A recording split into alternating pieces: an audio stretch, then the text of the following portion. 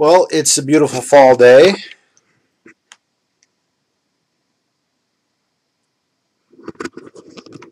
Probably can't see that very well, but I live where there's deciduous forests, which means they turn brilliant colors and then they turn brown, and then all the leaves fall, and hence the name fall.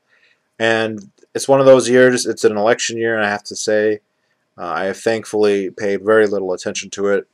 Ron Paul kind of gradually exited the political, has been exiting first the presidential race, and I think more generally politics, and I think that's something that I'm going to have to address later. I'm still digesting a lot of that. I don't want to say anything yet, but when that happened, my interest in the presidential election, it really did fall very low. I didn't watch any of the debates. I was busy too, but you can always watch those later on YouTube, and I felt zero inclination to do so. I've seen them in the background. The last one, I came home and it was on. I watched a few minutes of it, and I didn't see anything that warranted paying attention to. And it was good. I was at work most of the time, and when I'm at work, I really don't. I'm not forced to pay attention, and I'm just glad. It's. I won't say there's no difference between Obama and Romney, but there's so little difference, and my vote is of such infinitesimally little importance that I don't worry about it. I'm not one of those people who say it's morally wrong to vote. I believe in defensive voting, although I don't think it's very effective. My only concern is that people place all of their revolutionary social activity into electoral politics. I think that's a sad waste. I don't mind if people do it a little bit, but you can get such high returns if you work on yourself and others around you, so much more than you will ever get through politics. Even through somebody like Ron Paul, even accepting that he's a mover and a shaker and someone who engenders positive change in society, which I think he is. You can do so much more working on yourself and those around you, becoming an articulate, convincing, and persuasive advocate for liberty. I always felt like whenever I buy gold or silver or a new gun or stored food, I feel like I'm personally in such a better place. I'm so much more prepared that that's affecting me more than politics. But like I said, I do support Ron Paul. Now he's exiting, but one unexpected pleasure resulting from the political season when I came home is even though I don't live in his district, I live very close to his district, and our television comes from Grand Rapids, which is where Justin Amash is a congressman. And now Justin Amash is an outstanding congressman. He is not peerless. Ron Paul is his peer, and then it's those two. He's better than Rand. He's better than Jason Chaffetz or Lee or anybody else in Congress except for Ron Paul, and they are on par with each other, except Justin Amash is much younger, and he has other interesting parts of his life. He's Palestinian and Syrian. His father is Palestinian, who's actually driven out of Israel, and his mother's from Syria. They are Christian, I believe fairly devoutly so, although you never know in someone's mind. And his father basically came to Michigan. This was a Horatio Alger story. He became a millionaire. Amash and his brothers are all millionaires. So he was born with a silver spoon in his mouth to a degree, but he didn't go to an Ivy League school. He went to U of M, became a lawyer, moved into politics, and has been a principled politician from as soon as he got elected to the State House for one term and now in Congress. You can't be more principled. Now, maybe you disagree with those principles, and I have to say he is ostensibly a minarchist, although a very strong one, which I'm not. Although one wonders, in his office he has 5 portraits on the wall, and they are of Bastiat, Menger, Hayek, Mises, and Rothbard. If you're going to have 5, those are the 5 to have. And he doesn't get political points by having those people on there, really. I mean, Hayek, yeah, there's some conservatives who would appreciate that. The other 4, those are popular guys in the Austro-libertarian, Austrian economics profession, not anywhere else, and they're not a powerful electoral force. Although, in his case, he won his primary, and the reason he was able to get elected is because there was a long-term Republican congressman. He left office. There was a primary. There were 3 contenders, 2 of which were totally mainstream, long-time party hacks with no philosophy or principles on which to base picking them, and Justin Amash, who was enthusiastically endorsed by the Young Americans for Liberty, the Campaign for Liberty, and I have politically active friends in the state. I have anarcho-capitalist friends who are in the Republican Party, more or less, who are supporting this guy, that's how he came to my attention. I was like, why would, because you thought, okay, he's just a candidate, he's a Republican, they're running, but my anarcho-capitalist friends are really picky about that sort of thing. And so that's what actually got me to look into him. And through their support, he was able to win the primary, although a majority of people voted for the establishment people. Since there were 2, they split the vote. They each got 30%, he got 40%. It's a safe Republican district, so since he had the nomination, he basically walked away with the election. But still, I came home, and there were commercials not airing for him, but against him. And it was one of those weird things where the things that they were saying against him, they're attacking him, but they're basically promoting him. The things that they're saying that he's done are good things. They demonstrate strong principles and a sound understanding of both government and economics. And the thing that they were saying is there was a vote to give benefits to veterans' widows, and he was the sole person to vote no, which he's the sole person. He votes no when Ron Paul votes yes a lot of the time. And there's a very famous story that is partly apocryphal, partly accurate, of Davy Crockett being in Congress, and there was a vote to award a naval veteran. A naval veteran had died, and with his death, he no longer had a pension, and his widow, of course, would then become destitute. And they were voting to give her, like $200 or something. And this was a point right after the Jacksonian Revolution, when there was no national debt and there was actually a surplus. There was treasure, gold and silver in the treasury. This is one of the rare. This is like the only time it ever happened. And Davy Crockett rose and gave a speech and said there were millionaires who were in Congress. If they wanted to give her their money, they should. They should not vote to give the government's money. They should not take tax money and hand it out in philanthropy. That's not philanthropy. That's not what they're there to do. They don't have the right to do this. So this and some of the stuff that Grover Cleveland did is like the epitome of this is what the Minarchist state is supposed to do. It's not supposed to do anything else. Anything else would be, not only it's not supposed to do, would be wrong, and that's what Justin Amash does. And it's so weird. The story with Davy Crockett, there's some debate how accurate it is. It's true that was his political philosophy, or the one he eventually came to adopt. It's true that Congress did do those sorts of things. There's some debate as to whether that exact instance happened, but it has happened with Justin Amash, and they're running ads about him. And then I went, saying, hey, look, he won't even give benefits to the widows of veterans. More power to him. That tells you right there he doesn't give a shit. Well, he does give a shit, but he is not willing to vote. I shouldn't have said shit. I'm sorry. In case he sees this. He is unwilling to not vote his conscience. Now, he's gotten some play because he'll vote present because if he thinks there's a conflict of interest, but let's face it, there is a conflict of interest. Basically, the whole idea of representative government is everything is a conflict of interest because you can't represent people who have mutually exclusive interests, but whatever. That's a whole other video, which I've already made 2 of. But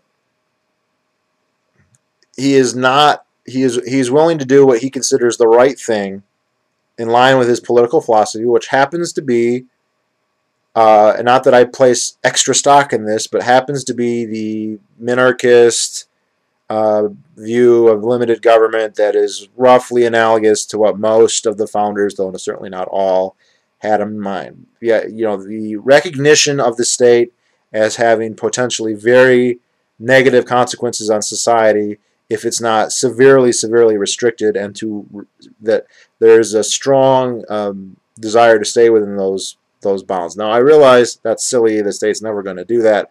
But I respect the idea to understand. That's a huge difference for someone to say, yeah, the state, there's some things we have to have the government for, like defense and courts, but it's also potentially very destructive, and so we should, restrict it to there and guard it and be basically paranoid and prepared to intervene to prevent it from going out of those.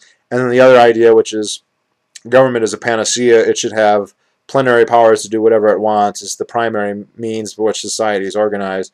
Those two philosophies, although they maybe have a similarity in 1 or 2 points, are different. And the latter one is the one the government likes to have. That is, in effect, the philosophy it operates upon, although the minarchist philosophy is rhetorically there even among Democrats, but in terms of practice, their view of the limits of state power are pretty vague and certainly very expansive. And then you have Justin Amash, Ron Paul, and maybe 2 or 3 others who are they're into that, but not nearly so far as they should. Justin Amash is. So I have supported him in the past. I've given him money. Not going to give him any money now because I just bought a truck, but I think he's awesome. I like that he's out there saying these things. Some clue as to how principled he is.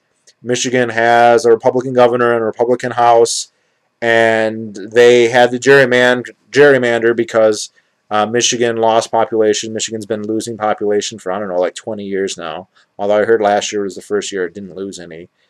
So that we're losing a House, and normally that would mean is they would just try and get rid of a Democratic seat, and instead they're screwing Justin Amash. Now, Grand Rapids is one of the most conservative districts in the entire country. It's one of the safest for Republicans. It's a wealthy, very religious metropolis, basically. Grand Rapids is a city that most people in the country are not familiar with, but it's the second largest city in Michigan. It is the largest community of Dutch people outside of Holland, I've heard, although I wonder about that. I guess if you don't count Boers as Dutch, I guess it's possible. And a lot of them are Christian Reformed, Dutch Reformed. Very religious, but very wealthy, very industrious. West Michigan's a pretty nice place. It's not like Detroit. Detroit's kind of the cliche that people are familiar with. It is in many ways the opposite of Detroit. And Republicans have kind of taken it for granted for a long time. And they actually gerrymandered it against Justin Amash, so it will be harder for him to win re-election. I don't know what the odds are. I think they probably changed quite a bit, but the Republican Party does not like Justin Amash because he is not partisan. He does not do what they say. He puts them to shame. I think this is one of those cases where he is too good. He is a living, breathing rebuke of their hypocritical rhetoric about free markets and the Constitution and all that bullshit, because they obviously don't, almost all of them don't give a shit about that. And when you have somebody who actually does, it makes them look really bad. In addition to the fact that he won't play ball and vote for them, which is the whole point of these attack ads, which to me are basically ringing endorsements to his virtue, to the extent that a minarchist can be virtuous, and I'm willing to say that they are. I'm not someone who just hates all minarchists. I used to be one after all for a long time, so I have a little spot in my heart for them, even if I think that it's silly at certain levels. So the other interesting thing is I was reading some articles about him, and it's always more interesting to read the comments. He's getting a lot of hate, and of course maybe it's a self-selected group of people who are commenting, but basically along the lines of he's not governing, he's just being principled. This is interesting. People are always, oh, they're so corrupt and they don't stand for anything. And then when they get someone who is principled, it's like, oh, he's not willing to compromise. Like, no, he's not. That's good. That means you actually know where he stands, which is more than can be said for practically every single. Romney is like the most cliched flip-flopper you can imagine, but Obama is scarcely any better when it comes practically. And almost all the other ones are, even people like Kucinich. Like that healthcare bill was not one that he said was a good one. He wanted Medicaid for everybody, not a bailout for the insurance industry. But he voted for it anyway because someone twisted his arm. And then, unless they were threatening his life, which I maybe, but unless they did that, then fuck him for caving. Amash has not done that. So, yeah, there's that. Like, he's just too principled, which I think, again, is not a critique so much as an endorsement. And there's a lot of, he doesn't bring home the bacon. He doesn't engage in pork barreling. Or is that what you call it? Bringing taking all this god-awful huge sums of federal money and then trying to parcel it back out to the district. And this is a fool's errand. This is kind of like people who want to use credit cards to get out of debt or gamble to get out of debt. It's a losing game. There's no net benefit to that. There is no, we're going to get special interest money that's going to compensate. The federal government is always going to take more than it's going to give, always. And as long as it doesn't matter, you can have every politician in there who's trying to get back his district's money. And some of them are really good at it, but it doesn't matter because the net effect is still a net loss. You have to cut how much it's taking out and how much it's spending, because the spending isn't free either. The spending warps society. It bids up the cost. Federal spending on roads in your district means when you try and pave your own driveway, it's going to cost more because the concrete companies or the cement companies or the road companies or their support industries, well, their services are being bid away by the pork that your congressman brought you, and so it's going to cost you more to put in your basement, to put in your driveway, to build a house because they're building office buildings or whatever else. So it's not a benefit. It's a cost. It's a very expensive parasite on society.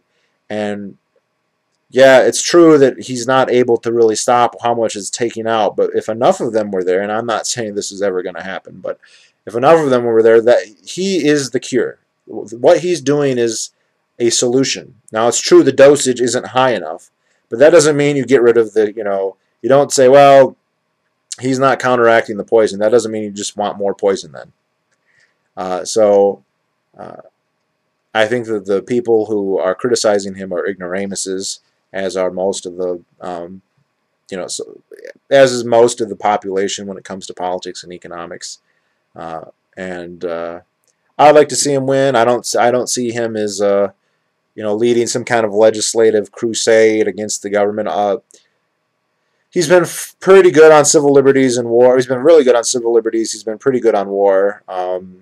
Although I do think he has kind of treaded lightly a little bit around that. But we'll see.